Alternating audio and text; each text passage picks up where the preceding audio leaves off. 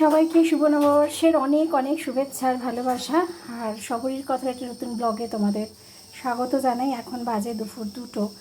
আর এটা হচ্ছে বিয়াসের বাবার নববর্ষের যেটা থালা। আমার মা বলতো যে যাই রান্না করে দাও না কেন স্বামীকে গুছিয়ে সাজিয়ে যত্ন করে দেবে। সে তুমি আলু সিদ্ধ ভাত হলেও সেটা গুছিয়ে দিতে হয়।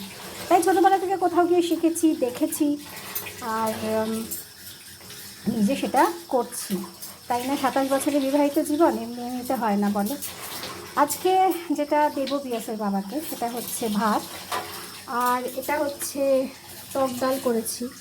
এইটা টক ডাল করেছি, আর এটা হচ্ছে আমের ঝোল। আর এই দুটোই কিন্তু আমার গাছের আমের। একটা করেছি আমের ঝোল, আর হচ্ছে টকের ডাল। এবারে টকের ডালটাও খাবে কিনা জানি না, বাট আমের ঝোলটাও খাবে। আর কারণ ও ডাল তো খায় না, ইউরিক অ্যাসিড আছে বলে তাও দিয়েছি। আর এটা হচ্ছে রুই মাছ আলু দিয়ে করেছি। আর এটা হচ্ছে পাঁঠার মাংস। এটা হচ্ছে আজকে বিয়াসের বাবার নববর্ষের থালা। টকের ডাল, আলু ভাজা, আর মাছ, আর পাঁঠার মাংস। এগুলো দিয়েই আজকে আমি আমার বরকে সাজিয়ে দেব। আর আমার শাশুড়ি মা তো এগুলো কিছুই খাবে না, তার জন্যে শাশুড়ি মার জন্য এইটা হয়েছে। এটা হচ্ছে পার্শে মাছ আর কাঁচকলা দিয়ে আলু দিয়ে পার্শে মাছের একদম পাতলা করে ঝোল করেছি। এটা হচ্ছে আমার শাশুড়ি মার জন্য হয়েছে, যদিও মার খাওয়ার চলে গেছে, এটা মায়ের জন্য। আর দইও আছে, সেটা যখন আমি খেতে বসবো তখন একবার তাদের দেখিয়ে দেবো। আর শেষ পাতে আমাদের পয়লা বৈশাখের নিয়ম দই খাওয়া, তো দইটাও আছে। আর এসবের কিছুই আমি খাবো না, আর আমি খাবো একটা স্পেশাল জিনিস, সেটা তোমাদের সাথে শেয়ার করবো অবশ্যই। কড়াতে আমি আলু মাখবো না, দইটা বন্ধুদের সঙ্গে দেখাতে শেয়ার করতে ভুলে গেছিলাম, তাই দই খুঁজে বার করলাম। কোথায় রাখি ভুলে যাই, বাবা কি অবস্থা। আমি এখন ওই আলু সেদ্ধ মাখবো টক ডালের সাথে। আজকে আমার খাওয়া হচ্ছে টক ডাল আর আলু সেদ্ধ, বুঝেছ? দারুণ খাওয়া, জানো, এর ওপর কোনো খাওয়া নেই। হ্যাঁ বাবা, বেশ ভালো করে বেশি করে পেঁয়াজ দিয়ে মাখবো। হ্যাঁ, লঙ্কা দিয়ে মাখবো। ও দিদি, তুমি এই বাটিটাকে কেন ইয়ে করলে গো? তুমি আরেকটা এমনি একটা ছোট জায়গায় রাখো, এই বাটিটা তোমার লাগবে গো। এই ওখানে শুকনো লঙ্কা আছে, আমার এই হাতে, এই ওপরে শুকনো লঙ্কা দুটো দাও তো। আমার এই হাতে ক্যামেরা ধরো একটুখানি, ওই যে ওই ওপরে। আর এই তো এই তো এই তো,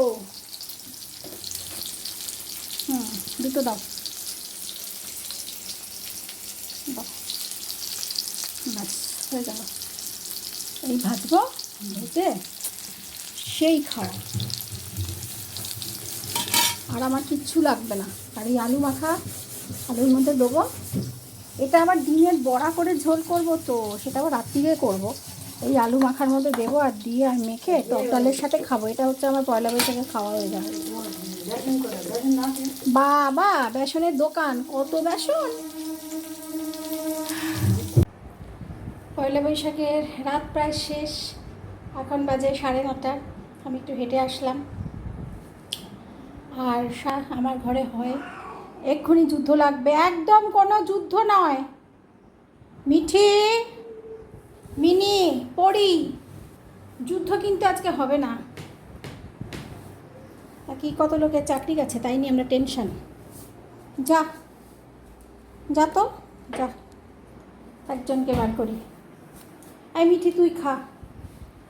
পড়ি, মিনি না থাকলে পড়ি মিঠিকে মারে না। তো যাই হোক, সবার পয়লা বৈশাখ কেমন কাটলো আমাকে জানিও কমেন্ট করে। আর আমার তো সারাদিন সংসারেই কেটে গেল, রান্না বান্না খাওয়া দাওয়াতেই কেটে গেল। আর আমি খুব ভালো দুপুরে খেয়েছি আজকে, টক ডাল আর আলু সেদ্ধ দিয়ে। আর একটু মাছ খেয়েছি, তাও মাছ আমি খাই না, কারণ ওই ওদেরকে দিতে হয়, তো ওই আর নিয়ে বসি। এখন ভাবছি রাত্রিবেলা যদি একটু পাঁপড় ভাজতে পারি, দেখি।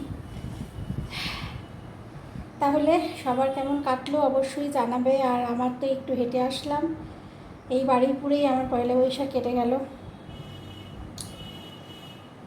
আর যেটা বলার সেটা হচ্ছে যে দেখছি যে আমার চোখটা এখনও লাল আছে।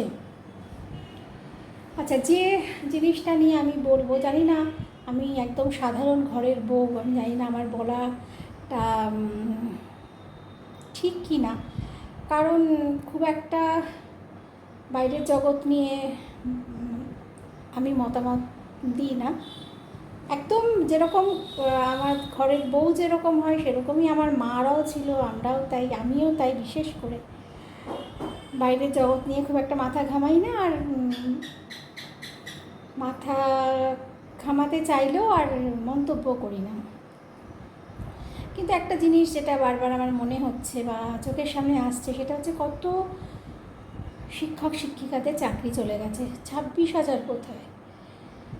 তো আমার একটাই বক্তব্য, যারা অযোগ্য, যারা টাকা দিয়ে চাকরি পেয়েছে, তারা তো চাকরির যোগ্য ছিল না, তো তাদের চাকরি চলে গেছে, এটাই তো স্বাভাবিক। কিন্তু যারা যোগ্য, তাদের চাকরি চলে যাওয়াটা, যারা খুব একদম সৎ উপায়ে প্রপার প্রসেস অনুযায়ী যারা শিক্ষক শিক্ষিকা হয়েছিলেন, তাদের চাকরি চলে যাওয়াটা সত্যি খুবই দুঃখজনক। সেদিন বিয়াসের বাবা বলছিল, ধরো আমাদের মেয়ে যদি কোনো দিন টিচার হয় বা প্রফেসর হয়, তো সেটা তো একদম পুরোপুরি ফেয়ার চ্যানেল দিয়েই হবে। তো সেক্ষেত্রে কিন্তু যোগ্যদের চাকরি চলে যাওয়াটা খুবই দুঃখজনক। আর কি বলবো, সবাই ভালো থেকো, সুস্থ থেকো, আর ভালো রেখো সবাইকে। দেখা হবে অন্য একটা ব্লগে। শুভরাত্রি।